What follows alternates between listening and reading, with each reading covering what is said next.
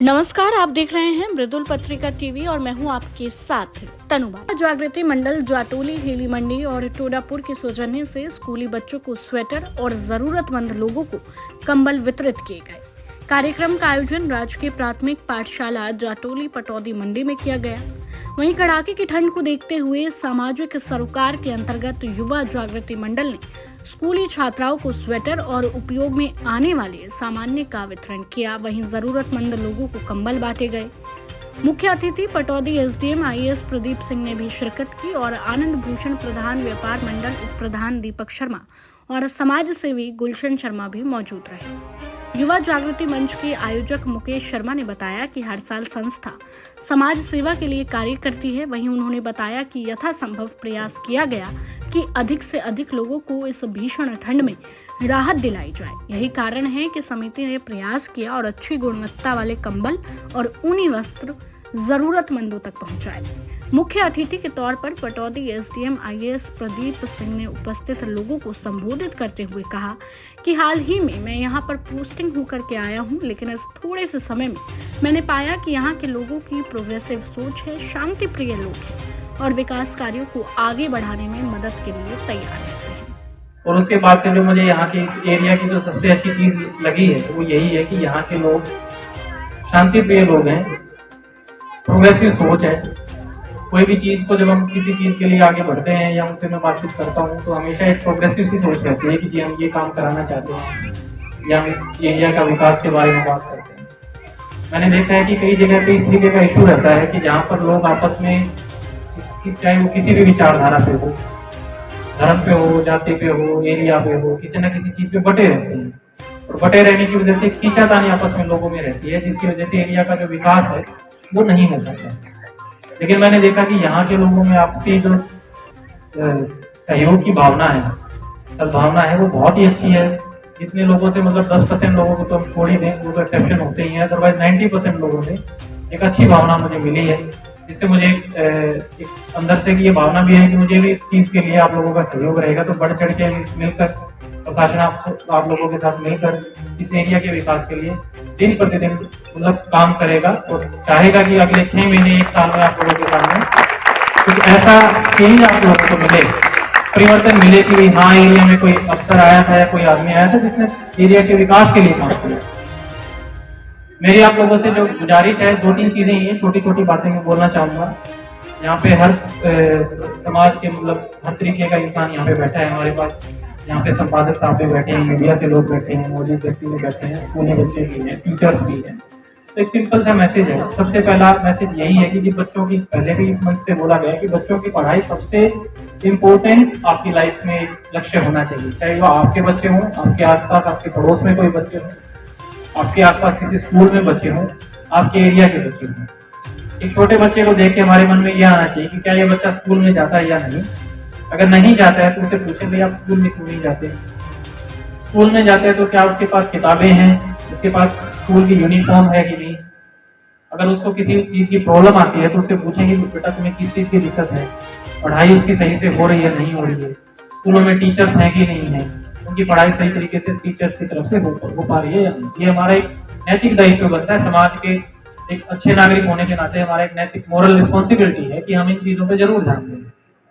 और मैं ऐसा इसलिए बोल रहा हूँ क्योंकि अगर जैसे as an administrator, as an IAS officer जब हम चीज़ों को देखते हैं, समाज को देखते हैं, हमारे पास 50 तरीके की चीज़ें होती हैं। ये हमें कूड़ा भी उठवाना है, ये हमें सड़कों का भी निर्माण करवाना है, हमें रेलवे लाइन भी बनानी है, बड़े रोड भी बनवाने हैं, ये भी बनवाना है, वो भी बनवाना है। बहुत सारी चीज़ें होती हैं और एक आदमी अगर उनमें से सारी चीज़ें नहीं करवा सकता तो 5, 7, 10 चीज़ों को वो लेके चलता है कि इन चीज़ों पे तो मैं मेन फोकस करूंगा, जिससे कि समाज का थोड़ा विकास होगा। और मुझे लगता है कि अगर उसमें पहले नंबर पे कोई चीज़ आती तो वो आईएएस प्रदीप सिंह ने लोगों से अपील की, सबसे पहले हमें 2 चीजों पर विशेष ध्यान देना चाहिए, जिसमें सबसे पहला शिक्षा का क्षेत्र आता है और समाज के प्रबुद्ध लोगों का ये दायित्व भी बनता है कि जो लोग गरीबी के कारण या अन्य मजबूरियों की वजह से अपने बच्चों को स्कूल नहीं भेज पा रहे हैं, उनका सहयोग करें, क्योंकि ये बच्चे हमारे देश का भविष्य है और आगे चलकर यही बच्चे कोई डॉक्टर, इंजीनियर, आईएएस, आईपीएस बनकर देश की सेवा करेंगे। एजुकेशन, शिक्षा, क्योंकि ये बच्चे हमारा भविष्य है।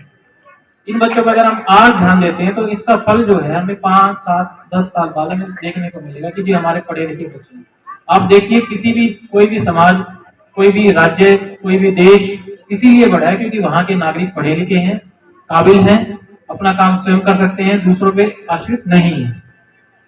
तो अगर हम ये चाहते हैं कि जी हमारा समाज या हमारा जो एरिया है, हमारा जो प्रांत है, अगर वो सही से आगे बढ़े तो उसका सबसे एक मेन जो धुरी है वो है हमारे बच्चे। वो अच्छे से पढ़ लिख जाएंगे तो हमें किसी चीज की जरूरत नहीं, वो खुद काबिल हो जाएंगे, खुद को अच्छे से कामयाब करेंगे, अपने आसपास के अपने पड़ोस को कामयाब करेंगे, अपने परिवार को कामयाब करेंगे और फिर पूरे प्रांत को कामयाब करेंगे।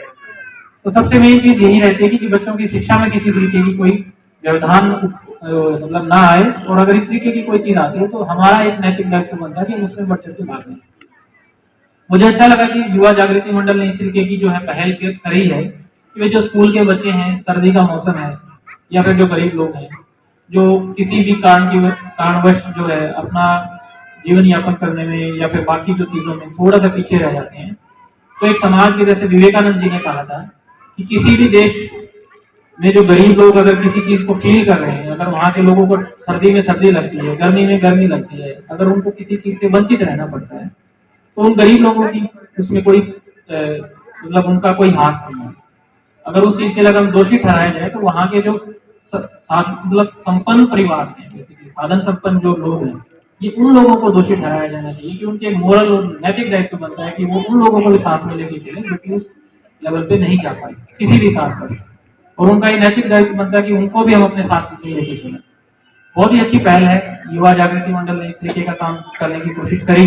एक अच्छा मैसेज आता है, सौहार्दपूर्ण माहौल बनता है, लोगों में एक अच्छा मैसेज आएगा, आपसी जुड़ाव बढ़ता है और एक सद्भावना की जो एक भावना फैलती है, जाती है कि भाई आप अकेले नहीं हैं। अगर आपको किसी चीज की भी प्रॉब्लम होती है, किसी भी आपको अगर ठंड लगती है तो हम आपके साथ हैं, कल को आपको और किसी चीज की प्रॉब्लम होती है तो हम आपके साथ हैं।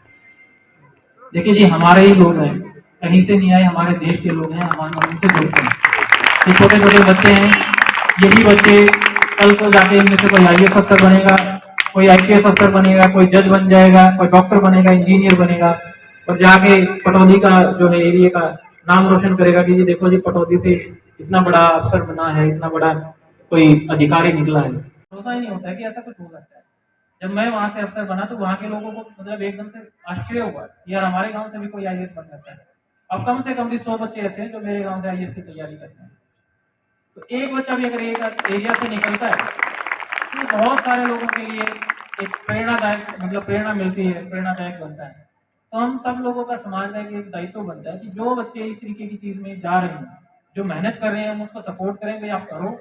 जो किसी वजह से नहीं कर पा रहे हैं या उनको कोई और परेशानी आ रही है तो हम जाएं, एक हेल्पिंग हैंड उनकी तरफ बढ़ाएं, एक जो है सहारे का हाथ उनकी तरफ बढ़ाएं। भी अगर तुम्हें किसी भी चीज की दिक्कत होती है तो हम आपके साथ हैं।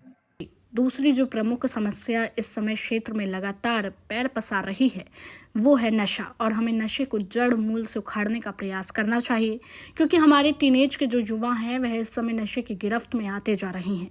तो हमारा भी ये दायित्व बनता है कि नशा करने वाले और बेचने वालों के खिलाफ मुहिम चलाई जाए और इस कार्य के लिए प्रशासन भी सदैव उनके साथ सहयोग करता रहेगा। एक बात, दूसरी बात यह है कि जो मैं यहाँ से इस मंच से आप लोगों के लिए, क्योंकि यहाँ पे सारे लोग बैठे ही हैं, जो यहाँ से एक मैसेज देना चाहता हूँ। हमारे आसपास के एरिया में जो मेरे पास पिछले 20-25 दिनों में कुछ शिकायतें आई हैं, उसमें एक शिकायत ड्रग्स से रिलेटेड और नशे से रिलेटेड है।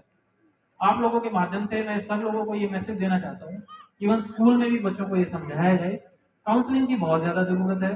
जो हमारा जो युवा वर्ग है, या कह सकते हैं कि जो टीन एज वाले बच्चे हैं, बेसिकली 13 से लेके 19 तक, 13 साल से लेके 19 साल तक या 20 साल तक के जो बच्चे हैं, वो किसी ना किसी वजह से भटक जाते हैं, नहीं पता चलता, दुर्गति में चले गए या उसमें चले गए, दूसरे तरीके की संगति में चले जाते हैं, उनको नहीं पता चलता, वो नशे की तरफ बढ़ जाते हैं।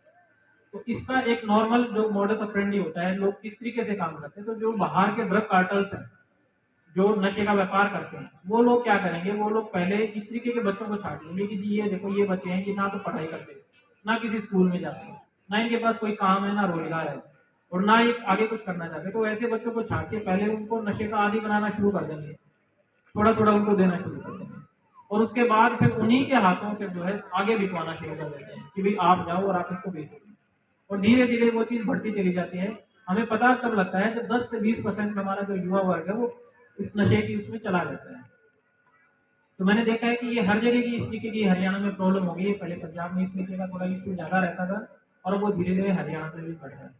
तो दूसरी बात वही आ जाती है कि प्रशासन होने के नाते, एक देश का एक जिम्मेवार नागरिक होने के नाते हमारा ये नैतिक दायित्व बनता है कि हम इस तरीके की जो प्रॉब्लम्स हमारे समाज के सामने आती हैं उनको समय रहते हम उन पे लगाम लगाएं।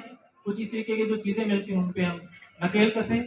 कोई भी आपके आसपास इस तरीके का इंसान आपको मिलता है कि जो भी ड्रग्स लेता हो या फिर ड्रग्स बेचता हो, आप प्रशासन को उसी समय आप सूचना दें। मैंने इस पे 0 टॉलरेंस पॉलिसी अपना रखी है कि मैं किसी नशे के मामले में मैं किसी की सिफारिश नहीं सुनता, किसी का फोन नहीं सुनता, बिल्कुल उसी टाइम उसको अरेस्ट करते हैं, उसके खिलाफ FIR होती है। 0 टॉलरेंस। मानेसर नगर निगम के 2 साल बेमिसाल या बेहाल। दैनिक मृदुल पत्रिका का विशेष कार्यक्रम मानेसर नगर निगम के 2 साल बेमिसाल या बेहाल।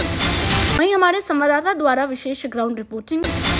आज भी चैनल को सब्सक्राइब करें ताकि सबसे पहले खबर आप तक पहुंचे। देखते रहिए मृदुल पत्रिका टीवी।